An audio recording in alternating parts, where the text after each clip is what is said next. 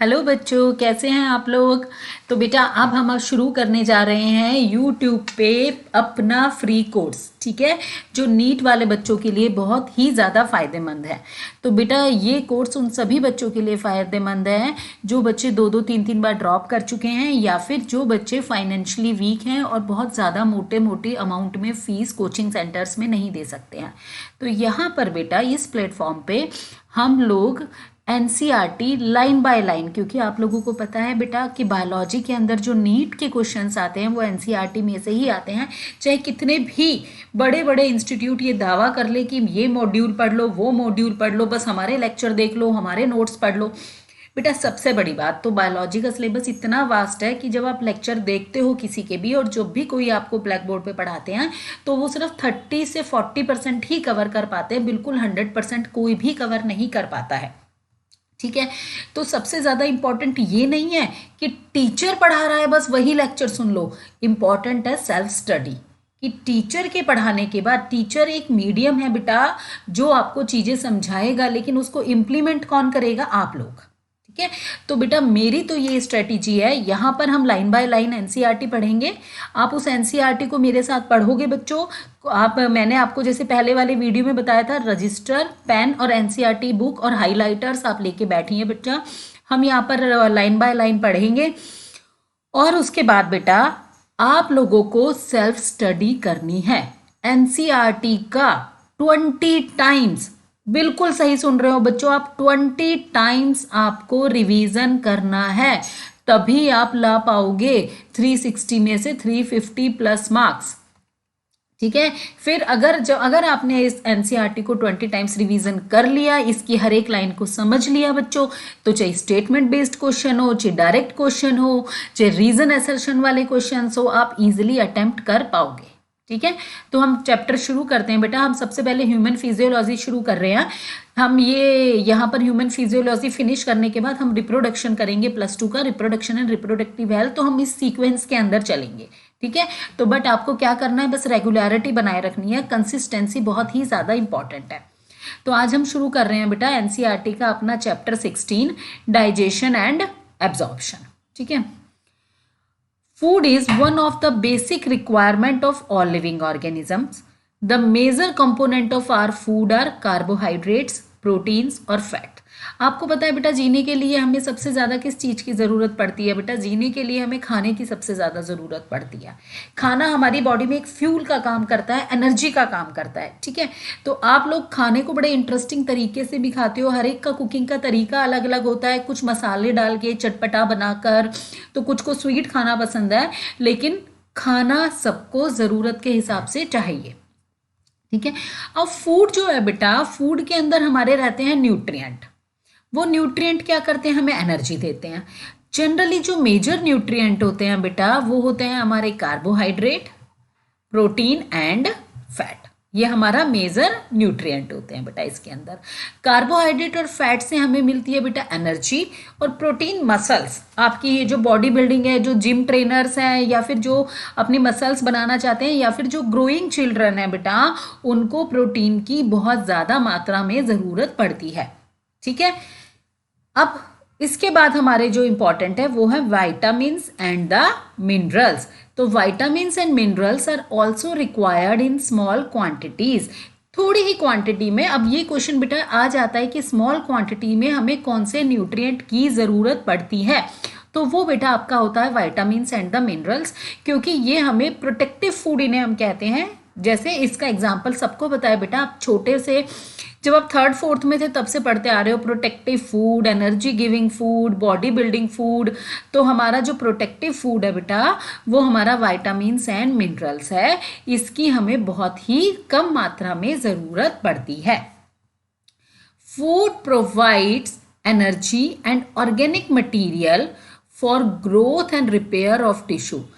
Food हमें क्या क्या चीज़ देते हैं? एक तो एनर्जी देते हैं, दूसरा बेटा ये ऑर्गेनिक मटेरियल, ये इंपॉर्टेंट है। क्या देते हैं हमें? ऑर्गेनिक मटेरियल, जैसे कि ग्लूकोज ऑर्गेनिक है, ऑर्गेनिक मटेरियल हमें देते हैं। अब वही ऑर्गेनिक मटेरियल हमारी ग्रोथ के लिए भी ज़रूरी होता है, और जो टिश्यूज़ होते हैं बेटा उनको रिपेयर करने में भी ज़रूरत होती है। इसके अलावा जो हम पानी पीते हैं, the water we take plays an important role in metabolic processes. पानी जो हम पीते हैं वो भी हमारी जो बॉडी के अंदर मेटाबॉलिक प्रोसेस चलता रहता है। मेटाबॉलिक प्रोसेस क्या होते हैं बेटा? जो भी हम खाना खाते हैं हमारी बॉडी में डाइजेस्ट होता है, हम सांस ले रहे हैं बेटा, रेस्पिरेशन हो रहा है, ब्लड हमारी बॉडी के अंदर घूम रहा है इधर से उधर। तो ये जितने भी प्रोसेस हैं, हार्मोन्स बनते हैं, कभी गर्मी लगती है कभी सर्दी लगती है, ये सब किसके कारण होता है बेटा? हमारी बॉडी के अंदर जो मेटाबॉलिक प्रोसेस होते हैं ये उनके कारण होता है। और जो हमारी बॉडी में रिएक्शंस चलती रहती है, मॉलिक्यूल्स बनते रहते हैं, टूटते रहते हैं, उसे हम कहते हैं मेटाबॉलिक प्रोसेस। तो जो पानी, अब क्वेश्चन ये बनता है बेटा यहाँ से, मेटाबॉलिक प्रोसेस के अंदर कौन है जो इंपॉर्टेंट रोल प्ले करता है? तो इट इज वाटर।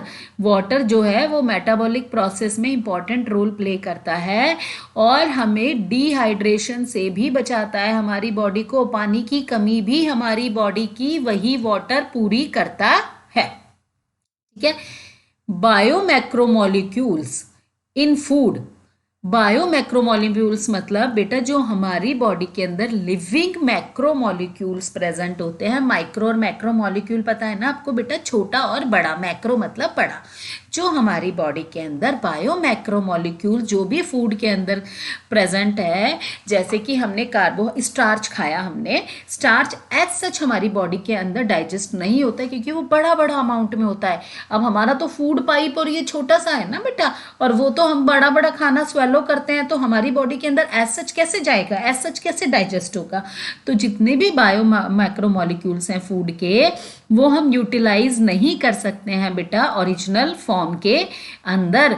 तो सबसे पहले उनको टूटना होता है, वो ब्रेक डाउन होते हैं, सिंपल सब्सटेंसेस में कन्वर्ट होते हैं। कहाँ कन्वर्ट होते हैं? हमारे डाइजेस्टिव सिस्टम के अंदर। ठीक है। जो प्रोसेस है बेटा conversion of complex food substances to simple absorbable form, ये इंपॉर्टेंट है लाइन बेटा, मैं हर एक चीज पर एम्फेसिस दे रही हूं। Metabolic absorbable form. ठीक है। मेटाबॉलिक प्रोसेस में कौन सा न्यूट्रिएंट कौन इंपॉर्टेंट रोल प्ले करता है? वाटर। तो मैं जो आपको हर एक लाइन डिकोड कर रही हूँ ना बेटा, इसको ध्यान से दिमाग के अंदर बेटा बिठा लेना है आपको। कोई शॉर्ट ट्रिक नहीं होती किसी की भी। आप शॉर्ट ट्रिक वॉट ट्रिक पे मत जाओ कि ये यूट्यूब पे बहुत सारे वीडियो देख रहे हो, शॉर्ट ट्रिक है अब याद हो जाएगा। कुछ नहीं होता बेटा। मेहनत, कंसिस्टेंसी, रेगुलरिटी, रिवीजन, बस ये की है सक्सेस की। ठीक है। तो जो हमारे कॉम्प्लेक्स फूड है जो हम खाते हैं वो सिंपल एब्जॉर्बेबल फॉर्म के अंदर ब्रेक हो जाता है, यानी एब्जॉर्बेबल फॉर्म जो हमारी बॉडी में अंदर जाके इजीली एब्सॉर्ब हो जाए, उसे हम कहते हैं बेटा डाइजेशन। और डाइजेशन कहाँ होता है? हमारा जो डाइजेस्टिव सिस्टम है, यानी हमारा डाइजेस्टिव सिस्टम यहाँ से बक्कल कैविटी, माउथ, यहाँ से शुरू होता है, एनस पे खत्म होता है। उस डाइजेस्टिव सिस्टम के अंदर ये सारे प्रोसेस होते हैं। अब क्वेश्चन आता है डाइजेस्टिव सिस्टम के अंदर कौन से जो दो मेथड्स हैं जिससे डाइजेशन होता है? तो बेटा दो मेथड इसके अंदर है, mechanical method as well as biochemical method. ठीक है। तो दो मेथड है बेटा, mechanical method as well as biochemical method. तो आपको क्या चीज याद रखनी है कि mechanical as well as biochemical method कहाँ होता है? डाइजेस्टिव सिस्टम के अंदर होता है। क्या होता है? जो भी हम खाना खाते हैं कॉम्प्लेक्स होता है, वो सिंपल एब्जॉर्बेबल फॉर्म में ब्रेक हो जाता है। ठीक है। अब हम आते हैं बेटा, अब हम पढ़ते हैं कि आखिर ये डाइजेस्टिव सिस्टम क्या भला है, क्या स्टोरी है इसके पीछे, आखिर ये है क्या? ठीक है। The human digestive system, human की बात कर रहे हैं बेटा यहाँ हम। क्या होता है इसके अंदर? एक तो एलिमेंट्री कैनाल होती है और साथ ही में ग्लैंड्स होती हैं। ठीक है। तो digestive system is not only of the alimentary canal, it is the system of alimentary canal as well as associated gland. ठीक है। As well as associated gland. तो अब हम बेटा एलिमेंट्री कैनाल से शुरू करते हैं कि एक्चुअली ये एलिमेंट्री कैनाल होती क्या है। ठीक है बेटा। एलिमेंट्री कैनाल, तो ये जो एलिमेंट्री कैनाल होती है बेटा, ये हमारी शुरू होती है माउथ से। ठीक है। अब इधर देखो बेटा, अब इधर समझाती हूं मैं। ये देखो, ये हमारी बॉडी है। ठीक है, ये जो पार्ट है ये वाला, ये एंटीरियर पार्ट है, जो नीचे वाला पार्ट है वो पोस्टीरियर पार्ट है। तो हमारा जो एलिमेंट्री कैनाल है वो एंटीरियर पार्ट से शुरू हो रही है, ठीक है। एंटीरियर पार्ट में सबसे पहले क्या आ रहा है आपका, माउथ, मुंह, बक्कल कैविटी। तो जो हमारी एलिमेंट्री कैनाल है वो हमारी एंटीरियर ओपनिंग से शुरू होती है। तो एंटीरियर पार्ट पे जो ये ओपनिंग है इसे हम कहते हैं माउथ। क्या कहते हैं बच्चों, माउथ। और पोस्टीरियरली मैंने क्या बताया, जो नीचे वाला पार्ट है वो पोस्टीरियर पार्ट है। पोस्टीरियरली कहाँ पे खत्म होता है, वो एनस पे, ठीक है। ये एंटीरियर पोस्टीरियर टर्म आपको याद रखनी है। अब माउथ कहाँ जा रहा है बेटा, हमारा माउथ जा रहा है हमारा बक्कल कैविटी में। ये जो अंदर जीभ है, टीथ है, ये सब बक्कल कैविटी का पार्ट है, ठीक है। माउथ, ये opening, mouth, only opening is the mouth. Mouth के अंदर क्या है, हमारी बक्कल कैविटी है, या फिर हम इसको दूसरा ओरल कैविटी कहते हैं। ओरल कैविटी के अंदर क्या होता है बेटा, टीथ होते हैं हमारे। देखो ओरल कैविटी में टीथ और एक मस्कुलर टंग होती है, यानी जो हमारी टंग है वो किसकी बनी हुई है, मसल्स की बनी हुई है, ठीक है। समझ आया यहां तक। अब हमारे जो टीथ है वो सॉकेट्स के अंदर एम्बेडेड होते हैं। यहाँ सॉकेट्स लगे हुए हैं ना बेटा, इसके अंदर हमारे टीथ एम्बेडेड है। तो जो हमारे टीथ हैं वो एम्बेडेड होते हैं सॉकेट ऑफ जॉबोन। अब ये जो है वो जॉबोन है, जॉबोन के अंदर सॉकेट है, सॉकेट के अंदर टीथ है। तो हर एक लाइन को ध्यान से समझो बेटा। जॉबोन, जॉबोन में क्या है, सॉकेट, सॉकेट में क्या है, टीथ। तो इस तरह के अरेंजमेंट को या अटैचमेंट को हम कहते हैं बेटा थीकोडोंट। थीको भरा हुआ है, कहीं पर गड़ी हुई है कोई चीज, ठीक है। तो इस तरह के अरेंजमेंट को हम कहते हैं thecodont. Majority of mammals including human beings forms 2 sets of teeth during their life. ज्यादातर मैमल्स, ह्यूमन बींग्स तो है ही उनमें, बट जो ज्यादातर मैमल्स हैं बेटा उनमें जो टीथ आते हैं, आपको पता है जब बच्चा पैदा होता है तो हम कहते हैं इसके दूध के दांत हैं, ठीक है, उसको कहते हैं मिल्क टीथ या फिर डेसिडुअस टीथ भी कहते हैं, ठीक है। तो टीथ जो होते हैं बेटा एंटायर लाइफ स्पैन में 2 बार आते हैं। उसे हम कहते हैं बेटा, इस तरह की कंडीशन को हम कहते हैं डाइफायोडोंट, ठीक है। इस सेट ऑफ टेम्परेरी, कौन कौन से टीथ होते हैं, टेम्परेरी टीथ, उनको मिल्क टीथ या डेसिडुअस टीथ भी कहते हैं। और उसको रिप्लेस करते हुए हमारे आते हैं परमानेंट और अडल्ट टीथ। अंडरस्टैंड। इस तरह की डेंटिशन को कहते हैं हम डाइफायोडोंट। क्या कहते हैं बेटा, इस तरह की डेंटिशन को डाइफायोडोंट, ठीक है बेटा। पहले हम ये एक बार डाइजेस्टिव सिस्टम का डायग्राम समझते हैं बेटा, उसके बाद हम आगे करेंगे, ठीक है। पहले हम इस डायग्राम को अच्छे से समझ लेते हैं क्योंकि फिर आपको अच्छे से याद हो जाएगा। देखो बेटा, ये ओपनिंग है, दिस ओपनिंग, इस ओपनिंग को हमने क्या कहा, माउथ। क्या कहा इस ओपनिंग को हमने, माउथ। माउथ ने कहाँ लीड किया, माउथ कहाँ गया, ये आपकी बक्कल कैविटी में। कहाँ गया बेटा माउथ, ये आपकी बक्कल कैविटी के अंदर गया। इस बक्कल कैविटी का दूसरा नाम क्या है बेटा, ओरल कैविटी। ओरल कैविटी में क्या होता है, हमारा टीथ होता है और टंग होती है, ठीक है। इसके बाद ये बक्कल कैविटीज आ रही है, ये देख रहे हो बेटा area, this area is called pharynx. क्या बोल रहे हैं इस एरिया को हम, फेरिंग्स। अब ये जो एरिया है बेटा, ये देखो थोड़ा सा चौड़ा है, ठीक है। यहां से फेरिंग्स जो होता है ये कॉमन पैसेज होता है, यहां से सांस भी अंदर जाती है और फूड भी अंदर जाता है, ठीक है। अब फेरिंग्स कहाँ गया, ईसोफेगस में। अब देखो यहां से ये फेरिंग्स, ये दो, ये इसको ये बेटा रेस्पिरेशन में हम पढ़ेंगे, ईपीग्लोटिस, ग्लोटिस क्या होता है, ये विंड पाइप हो गया आपका, और ये जो पाइप है ये फूड पाइप हो गया। फेरिंग्स से इन दोनों की वो अलग अलग हो जाती है बेटा। फेरिंग्स कॉमन पैसेज है, हवा यहाँ चली गई विंड पाइप में और खाना इधर चला गया फूड पाइप में। और ये फूड पाइप देखो बेटा लंबा है थोड़ा, इसको हमने कहा ईसोफेगस, इसको हमने कहा ईसोफेगस। फूड पाइप का दूसरा नाम है ईसोफेगस। अब ये फूड पाइप कहाँ जा रहा है बेटा, ये देखो ये डोम शेप्ड स्ट्रक्चर है, दिख रहा है बेटा ये वाला, ये डोम शेप्ड स्ट्रक्चर है बेटा। ये जो डोम शेप्ड स्ट्रक्चर है ये आपका है स्टमक। ये क्या है, स्टमक। अब स्टमक के भी अलग अलग पार्ट होते हैं, हम पढ़ेंगे। आपको पहले एक बार कॉमन समझ में आना चाहिए डाइजेस्टिव सिस्टम। अब ये स्टमक जो है ये हमारा गया, ये इसका पतला पार्ट है स्टमक का, ये हमारा गया स्मॉल इंटेस्टाइन में। कहाँ गया बेटा ये हमारा, इधर से स्मॉल इंटेस्टाइन में। ये इतनी बड़ी जो तुम्हें दिख रही है बेटा, ये पूरी स्मॉल इंटेस्टाइन है। इसको स्मॉल इसलिए कहते हैं क्योंकि इसका डायामीटर छोटा होता है। वैसे ये लॉन्गेस्ट और लार्जेस्ट ऑर्गन है डाइजेस्टिव सिस्टम का। तो स्टमक से गया हमारा स्मॉल इंटेस्टाइन में। अब जो स्मॉल इंटेस्टाइन है बेटा, ये भी आपकी अलग अलग पार्ट में डिवाइडेड होती है।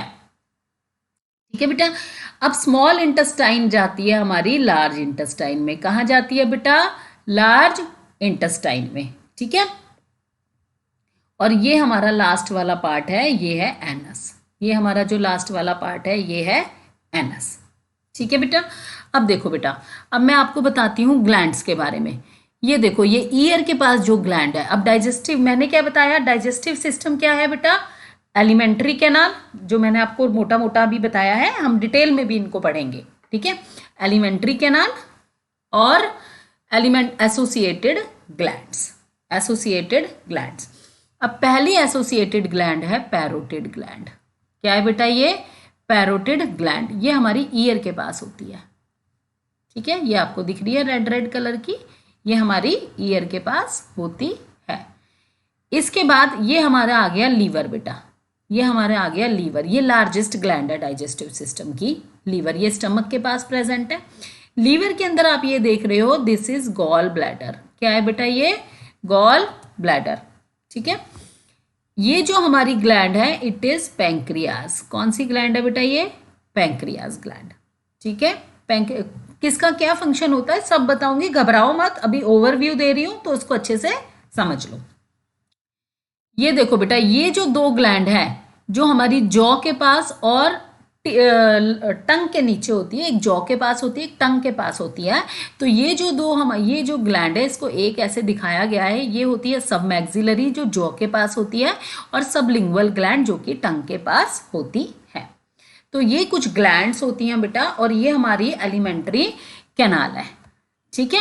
इसको आप अच्छे से एक बार इस डायग्राम को अच्छे से समझ लो, इसको बना के देखना, क्योंकि जो बच्चे बोर्ड कर रहे हैं उन बच्चों का ये डाइजेस्टिव सिस्टम बनाना भी आता है। तो इसको एक बार आप अच्छे से बच्चों देख लो। ठीक है। अब हम ओरल कैविटी के अंदर पढ़ रहे थे, ओरल कैविटी में हम टीथ के बारे में पढ़ रहे थे बच्चों। टीथ होते हैं, ठीक है। टीथ में हमने पढ़ा डाइफायोडोंट कंडीशन होती है, यानी हमारे पूरी एंटायर लाइफ में 2 बार टीथ आते हैं, permanent teeth as well as temporary teeth. पहले टेम्परेरी आते हैं, बाद में परमानेंट आते हैं। ठीक है।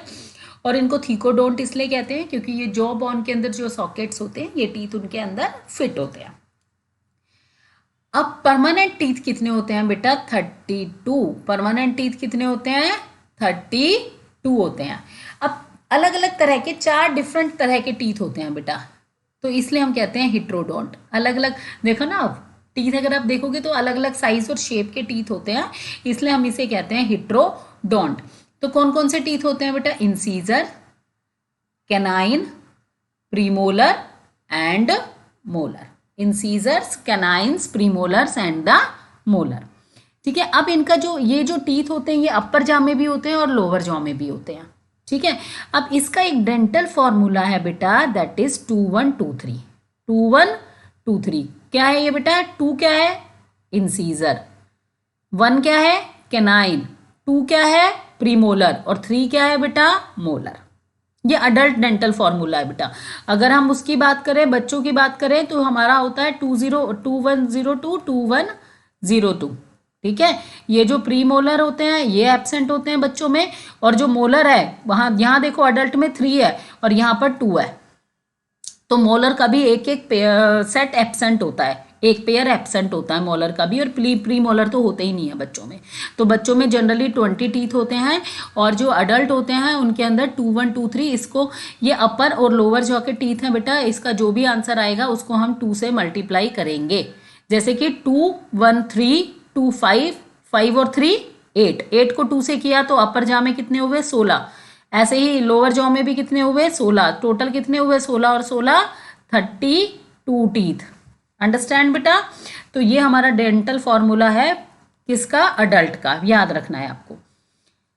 The hard chewing surface of teeth जो हमारा हार्डेस्ट पार्ट है जिससे हम च्यू करते हैं वो इनेमल का बना हुआ होता है और किस चीज में हेल्प करता है, मैस्टिकेशन ऑफ फूड, फूड को चबाने में हेल्प करता है। जो हमारी टंग है बेटा वो फ्रीली मूवेबल है, आप कहीं भी मूव कर सकते हो, वो मसल्स की बनी हुई होती है बेटा। और अब ये जो अटैच है ना floor of the buccal cavity से, अटैच है ना, एक जगह से अटैच है, बाकी मूव कर रही है ना, तो अटैच है बेटा floor of the oral cavity से। कहाँ से अटैच है, ये इंपॉर्टेंट है बेटा, फ्रीनुलम। ठीक है, जो टंग है वो अटैच है floor of the oral cavity से, that is frenulum. The upper surface of the tongue has small projections. जो अपर सरफेस है टंग का उस पर छोटी छोटी प्रोजेक्शंस हैं जहां पर टेस्ट बर्ड है जिसे हम पैपिली कहते हैं। ठीक है, तो कुछ पैपिली के अंदर टेस्ट बर्ड प्रेजेंट होती हैं। ओरल कैविटी कहां पे जाती है बेटा, मैंने बताया था फेरिंग्स में। जो फेरिंग्स है वो कॉमन पैसेज है फूड और एयर का, ये इंपॉर्टेंट है। फेरिंग्स जो है वो कॉमन पैसेज है फूड एंड द एयर का। वहां से वो दो पार्ट में डिवाइड हो जाता है, ईसोफेगस यानी फूड पाइप, जो फूड होता है वो ईसोफेगस में चला जाता है, और जो ट्रैकिया यानी विंड पाइप, और जो विंड होती है जो वो एयर होती है वो ट्रैकिया में चली जाती है। एक cartilaginous flap called epiglottis present the entry of food into the glottis. बेटा क्या होता है, जो विंड पाइप है उसकी जो ओपनिंग है उसको हम कहते हैं ग्लोटिस। विंड पाइप की जो ओपनिंग है उसको कहते हैं ग्लोटिस। तो अब क्या होता है बेटा, खाना विंड पाइप में जा सकता है, हमारे अटक सकता है। ठीक है, कई बार आप देखते हो आप खाना जल्दी जल्दी खाते हो तो आपको बहुत ज्यादा कफ हो जाता है, खांसी बहुत ज्यादा आती है, वो खाना बाहर निकालता है। क्यों, क्योंकि जो विंड पाइप है बेटा, हमारा जो विंड पाइप है उसका जो ओपनिंग है वो ग्लोटिस, उसके ऊपर एक ढक्कन लगा हुआ होता है बेटा, उसको कहते हैं, मतलब दरवाजा समझ लो उसका, उसको कहते हैं एपिग्लोटिस। तो एयर वो जाने देता है, फूड को जाते ही फूड अगर आता देखता है तो वो फटाफट बंद हो जाता है, तो इस वजह से खांसी आती है। तो जो एपिग्लोटिस है वो जाने नहीं देता खाने को विंड पाइप के अंदर। तो जब हम स्वेलो करते हैं फूड तो वो उसके अंदर नहीं जाने देता। जो ईसोफेगस है बेटा वो थिन, बहुत ही पतली लॉन्ग ट्यूब है which extend posteriorly passing through the neck. जो कहाँ से गुजरती है बेटा, पोस्टीरियरली यहाँ से गुजर रही है, कहाँ से, नेक से, थॉरेक्स से, और यहाँ हमारा डायाफ्राम होता है और डायाफ्राम से। ठीक है, और उसके बाद ईसोफेगस कहाँ जाता है, जे शेप्ड बैग लाइक स्ट्रक्चर में जिसे हम कहते हैं स्टमक। कहाँ जा रहा है हमारा ईसोफेगस, जे शेप्ड बैग लाइक स्ट्रक्चर में जिसे हमने कहा स्टमक। ठीक है बेटा, यहां तक क्लियर हो गया बेटा। अभी मैं डायग्राम भी समझाऊंगी, पहले हम इसको थ्योरी को एक बार पढ़ लेते हैं। ए मस्कुलर स्फिंक्टर, मस्कुलर स्फिन, अब देखो बेटा ईसोफेगस और स्टमक उसके बीच में भी एक गेट लगा हुआ होता है। ठीक है, वॉल्व लगा होता है, गेट लगा होता है, ईसोफेगस और स्टमक। वो किस चीज का बना होता है, मसल्स का। एक एक वर्ड आपको पढ़ना है एनसीईआरटी में से, किस चीज का बना होता है, मसल्स का। तो मस्कुलर जो स्फिंक्टर होता है जिसे हम गैस्ट्रो ईसोफेगल कहते हैं, गैस्ट्रो यानी पेट से रिलेटेड, क्योंकि वो पेट और ईसोफेगस के बीच में होता है, वो रेगुलेट करता है opening of the oesophagus into the stomach. ठीक है, ईसोफेगस से जब खाने में जाता है, ये आप डायग्राम देखो तो यहाँ ईसोफेगस से जब खाना जाता है तो यहाँ पर एक गैस्ट्रो ईसोफेगल स्फिंक्टर होता है जो रेगुलेट करता है ईसोफेगस की ओपनिंग को स्टमक के अंदर। ठीक है बेटा, अब देखो बेटा ये स्टमक का पार्ट देख रहे हो, ये ईसोफेगस की ओपनिंग हो गई, और ये लास्ट में ये जो है ये हो गई बेटा ड्योडिनम यानी स्मॉल इंटेस्टाइन की ओपनिंग। ठीक है, अब जो ये पार्ट है जो हमारा स्टमक है इसमें चार पार्ट होते हैं बेटा, fundus, cardiac, body and pyloric, चार पार्ट है। ये जो पार्ट है ये हार्ट के पास होता है इसलिए इसको कार्डियक पार्ट भी कहते हैं, कार्डियक पार्ट ही कहते हैं। ठीक है बेटा, तो fundus, cardiac, body and the pyloric part, और pyloric part leads to the superior portion of the duodenum यानी स्मॉल इंटेस्टाइन में। ठीक है, और ये ईसोफेगल की एंट्री को कौन गार्ड करता है, गैस्ट्रो आपका ईसोफेगल स्फिंक्टर जो कि मसल्स का बना हुआ होता है। जो स्टमक है बेटा वो it is located in the upper left portion of the abdominal cavity. Abdominal cavity के अपर लेफ्ट पोर्शन में, सब चीजें याद रखनी है आपको, होता है। इसके 4 पार्ट है बेटा। कार्डियक पोर्शन, कार्डियक पोर्शन कौन सा पार्ट है? जहां पर ईसोफेगस ओपन हो रहा है, ये याद रखना है, ठीक है। वरना हर बच्चा गलती क्या करता है, फंडस ऊपर है, फंडस में ऊपर ओपन होता होगा, नहीं। देखो देखो बेटा, ईसोफेगस ओपन कहाँ हो रहा है? कार्डियक में। तो कार्डियक पोर्शन जहां पर ईसोफेगस ओपन होता है, एक फंडिक रीजन होता है। बॉडी जो होता है ये मेन सेंट्रल रीजन होता है स्टमक का, और पाइलोरिक पोर्शन होता है जो कि स्मॉल इंटेस्टाइन में ओपन होता है, ठीक है। समझ में आ गया किसका क्या फंक्शन है? हम आगे पढ़ेंगे, पहले आप एलिमेंट्री कैनाल को समझ लो। Small intestine is distinguishable into 3 regions. Small intestine 3 part के अंदर डिवाइड होती है। सबसे पहले तो स्मॉल इंटेस्टाइन सी शेप्ड होती है, ठीक है। तो जो सी शेप्ड पार्ट है स्मॉल इंटेस्टाइन का, उसे हम कहते हैं ड्योडिनम, ठीक है। जो लॉन्ग क्वाइल्ड मिडिल पोर्शन है, लॉन्ग जो सबसे बड़ा क्वाइल्ड है, काफी मिडिल पोर्शन है, वो जेजेनम होता है। और हाईली क्वाइल्ड, और भी ज्यादा क्वाइलिंग स्टार्ट हो जाती है लास्ट पोर्शन में, जिसे हम इलियम कहते हैं। अब बेटा स्टमक ड्योडिनम के अंदर जब ओपन होगा, वहां भी कोई गेट लगा होना चाहिए, यानी एलिमेंट्री कैनाल जब एक पार्ट से दूसरे पार्ट में ओपन हो रही है तो हर जगह गेट और वॉल्व लगे हुए हैं जो कि उसकी ओपनिंग को गार्ड करते हैं। अब बेटा स्टमक जो ओपन हो रहा है ड्योडिनम में, वो भी गार्ड हो रहा है किससे? लास्ट पार्ट क्या है? पाइलोरिक। तो उस स्फिंक्टर का नाम क्या होगा? पाइलोरिक स्फिंक्टर, ठीक है। अब ये जो इलियम है बेटा, जो लास्ट पार्ट है इलियम, जो हमने उसकी बात करी है बेटा, ड्योडिनम, जेजेनम, इलियम, 3 पार्ट है। अब जो इलियम है वो किस में ओपन हो रही है? लार्ज इंटेस्टाइन में। अब लार्ज इंटेस्टाइन के जो पार्ट है वो देखो बेटा, लार्ज इंटेस्टाइन में है बेटा सीकम, कोलोन और रेक्टम। इसके भी अपने 3 पार्ट है, सीकम, कोलोन और रेक्टम। पहला part caecum. Caecum is a small blind sac, blind थैला है, जो भी खाना होता है ना वो इस भर लेता है अपने अंदर, देखता ही नहीं कि जरूरत है या नहीं है। तो इस वजह से तो सीकम जो होता है ना बेटा, उसकी एक आउटग्रोथ बन जाती है, एक आउटग्रोथ है उसकी, तो उसे हम कहते हैं वर्मीफॉर्म अपेंडिक्स। अब वो जो आलतू फालतू का खाना है वो वर्मीफॉर्म अपेंडिक्स में चला गया, जो कि वेस्टीज है, उसका कोई फंक्शन नहीं है डाइजेशन में, बस ऐसा ही लटका पड़ा है। फिर आप लोगों ने सुना होगा अपेंडिक्स का ऑपरेशन होता है जब खाना उसमें भर जाता है, कचरा भर जाता है, तो स्टमक पेन होना रहता है और वह अनबियरेबल स्टमक एक होता है, तो डॉक्टर उसको फिर सर्जरी करके रिमूव कर देते हैं। और वो किसका पार्ट है? वर्मीफॉर्म अपेंडिक्स, लार्ज इंटेस्टाइन का। लार्ज इंटेस्टाइन में किसका? सीकम का, ठीक है। इसलिए इसको हम बोलते हैं ब्लाइंड सैक। इसके अंदर कुछ सिम्बायोटिक माइक्रो ऑर्गेनिज्म भी रहते हैं, ठीक है।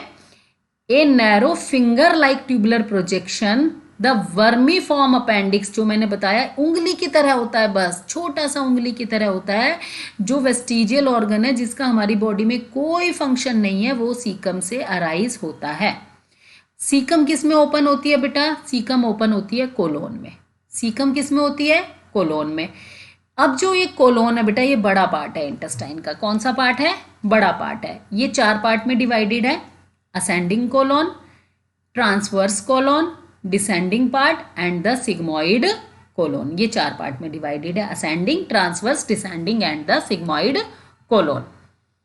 द डिसेंडिंग पार्ट, जो डिसेंडिंग पार्ट है उसका, वो किस में ओपन होता है? रेक्टम में। और रेक्टम किस में जाता है? एनस में। अंडरस्टैंड बेटा, रेक्टम किस में जाता है? एनस में। अब मैं एक बार आपको दोबारा से डायग्राम दिखाती हूँ बेटा, ताकि आपको अच्छे तरीके से समझ में आ जाए। हम ये डायग्राम एक बार दोबारा से देखते हैं बेटा। देखो, अब आपको अच्छे से एलिमेंट्री कैनाल आ जानी चाहिए। सबसे पहले माउथ, माउथ किस में गया? ये आपकी क्या है? Oral cavity. ये वाला पार्ट क्या है? Oral cavity, pharynx. फेरिंग्स से किस में गया? Food pipe. ये जो जे शेप्ड स्ट्रक्चर है दैट इज स्टमक।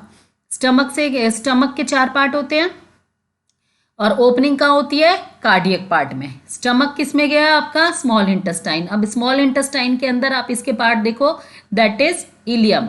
ये कौन सा पार्ट है? इलियम। ये कौन सा पार्ट है? जेजेनम। और जो फर्स्ट पार्ट है वो कौन सा पार्ट है, ये यहाँ से शुरू है बेटा, देखो ये है ड्योडिनम आपका, ड्योडिनम, ये जेजेनम, और ये हाईली क्वाइल्ड पार्ट है आपका इलियम। अंडरस्टैंड। अब ये जो इलियम है ये किस में ओपन हुई, लार्ज इंटेस्टाइन में। किस में ओपन हुई, लार्ज इंटेस्टाइन में। अब लार्ज इंटेस्टाइन में ये कौन सा पार्ट है लार्ज इंटेस्टाइन का, सीकम। सीकम में ये फिंगर लाइक प्रोजेक्शन देख रहे हो बेटा, finger like, that is vermiform appendix, जिसका कोई काम नहीं है। सीकम ब्लाइंड सैक है, इसके अंदर माइक्रो ऑर्गेनिज्म रहते हैं। अब ये जो सीकम है बेटा, ये कहां पर गया आपका, सीकम कोलोन में। कोलोन के कौन कौन से पार्ट है, ये चढ़ता हुआ पार्ट है इसलिए इसको असेंडिंग बोला, ये ऐसे फ्लैट पार्ट है इसको ट्रांसवर्स बोला, ये उतरता हुआ पार्ट है इसको डिसेंडिंग बोला, ठीक है। अब ये किस में ओपन हो रहा है, रेक्टम में। किस में ओपन हो रहा है, ये सिग्मोइड है बेटा, ये कौन सा है, सिग्मोइड। और ये किस में ओपन हो रहा है, रेक्टम। और rectum finally leads to the anus, rectum finally leads to the anus. समझ में आया बेटा ये वाला ये अच्छे से समझ में आया कि rectum finally leads to the anus. अब हम करते हैं बेटा, अब एक बार आप ये टीथ का डायग्राम और देखो बेटा, ये देखो ये होते हैं सॉकेट्स, ये जॉ बोन है, ये सॉकेट्स हैं, ठीक है। इन सॉकेट्स के अंदर ये जो टीथ है, अब ये टीथ की शेप दिखा रखी है बेटा, ठीक है आपकी। ये जो है बेटा, ये जो है ये है आपके इंसीजर। कौन से हैं, इंसीजर। ये आपका क्या है, कैनाइन। ये आपके क्या है, प्रीमोलर। और ये कौन से टीथ हैं बेटा, मोलर। जो लास्ट मोलर होता है वो विजडम टीथ बन जाता है, ठीक है, वो भी वेस्टिजियल है, उसका भी कोई लेना देना नहीं है। तो ये देखो बेटा, हर एक की शेप अलग अलग है, तो इसलिए इनको हिट्रोडोंट कहते हैं। हर एक का फंक्शन भी अलग अलग है। ये बाइटिंग करता है, मैस्टिकेट करता है, चॉपिंग करता है, टीयरिंग करता है। कैनाइन, कैनाइन किसके स्ट्रॉन्ग होते हैं, जो बेटा फ्लैश मांस खाते हैं, जो मीट खाते हैं, ऐसे एनिमल्स के कैनाइन जो होते हैं वो बेटा स्ट्रॉन्ग होते हैं, ठीक है। आई होप आपको ये एलिमेंट्री कैनाल यहाँ अच्छे तक समझ में आई होगी। कल हम करेंगे एलिमेंट्री कैनाल के पार्ट, डाइजेस्टिव ग्लैंड्स, और उसके आगे का करेंगे। आज का सेशन में जानबूझ के छोटा रख रही हूँ बेटा, ताकि आप लोग स्टार्ट तो करो, ठीक है, ताकि आप लोग स्टार्ट करो और आप लोगों को समझ में आए। तो कॉन्टिन्यूअस मेरे साथ जुड़े रहना बेटा। रोज शाम को 4 बजे मैं लेक्चर अपलोड करूंगी, तो आप प्लीज़ मेरे लेक्चर के साथ बने रहना बेटा। तो ये बहुत ही ज़्यादा इंपॉर्टेंट है। तो अब आप इस चैप्टर को यहाँ तक अच्छी तरह पढ़ेंगे, डायग्राम्स बना के देखेंगे, डायग्राम्स की एक एक लाइन अच्छे से पढ़ेंगे। कल का सेशन बेटा थोड़ा सा लंबा होगा, तो कल के लिए आप प्रिपेयर होके आना। तो कल हम नेक्स्ट करेंगे, इसका आगे का पार्ट करेंगे। ओके बेटा, तब तक के लिए टाटा बाय बाय।